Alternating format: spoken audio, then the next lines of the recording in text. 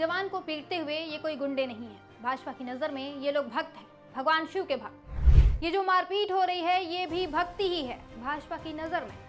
ये नए भारत की तस्वीर है जहां देश के लिए जान देने वाले जवान से ज्यादा जरूरी कांवड़िए हैं जो भक्ति के नाम पर सरेआम गुंडागर्दी कर रहे हैं।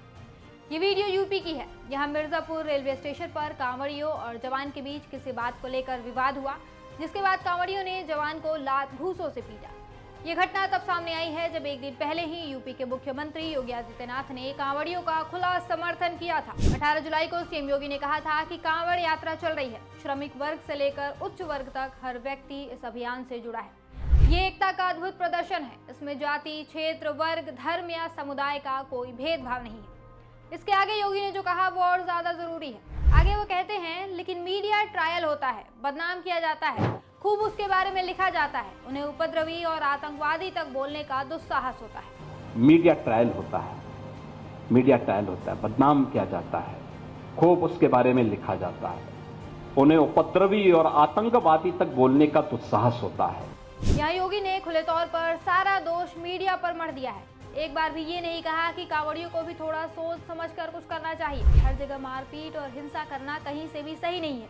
योगी के मुंह से ये सब ढंग की बातें एक बार भी नहीं निकली। उल्टा उन्होंने सारा दोष इन घटनाओं को उजागर करने वालों को दे दिया। अभी इतना ही नहीं, आज सीएम योगी मेरठ, मुजफ्फरनगर में कांवड़ियों पर फूल भी बरसाने वाले हैं। अब देखिए, हमें इस बात से कोई आपत्ति नहीं है कि कांवड़ियों पर फूल बरसाए जा रहे हैं, बिल्कुल बरसाइए, ये हिंदुओं की आस्था का विषय है। लेकिन साथ में उन गुंडों के लिए भी कुछ कहिए जो बीच सड़क पर लोगों के साथ मारपीट कर रहे हैं, जो एक जवान तक को नहीं बख्श रहे हैं, उसकी वर्दी तक का लिहाज नहीं कर रहे हैं।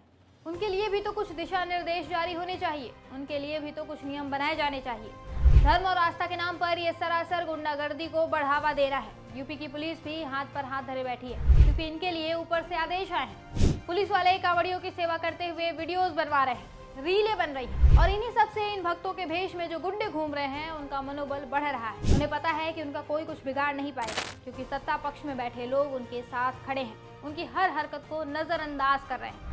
इस घटना में भी क्या हुआ देखिए ना। जवान के साथ मारपीट किया इन लोगों ने तो मामले में 7 कांवड़ियों को हिरासत में लिया गया, लेकिन फिर खबर आई कि गिरफ्तारी के 30 मिनट बाद ही इन्हें रिहा भी कर दिया गया। अब सवाल उठ रहा है कि क्या कांवड़ यात्रा के नाम पर हुड़दंग मचाना भक्ति है? क्या यात्रा के नाम पर किसी स्कूल की गाड़ी तोड़ देना, किसी को चप्पलों से मारकर घायल कर देना या किसी परिवार की रोजी रोटी छीन लेना भक्ति कहलाएगी? अगर ये हुड़दंग, ये उत्पात अपराध नहीं है तो फिर अपराध आखिर है क्या? अब इसमें कोई दो राय नहीं है कि कांवड़ यात्रा हिंदू धर्म की प्राचीन और पवित्र परंपरा है।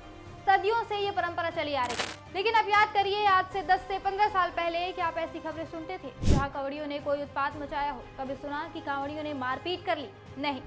ये भाजपा के आने के बाद से ही शुरू हुआ है। भाजपा के सत्ता में आने के बाद आजकल कांवड़ यात्रा वो यात्रा रह ही नहीं गई है जिसमें भक्ति भाव हो।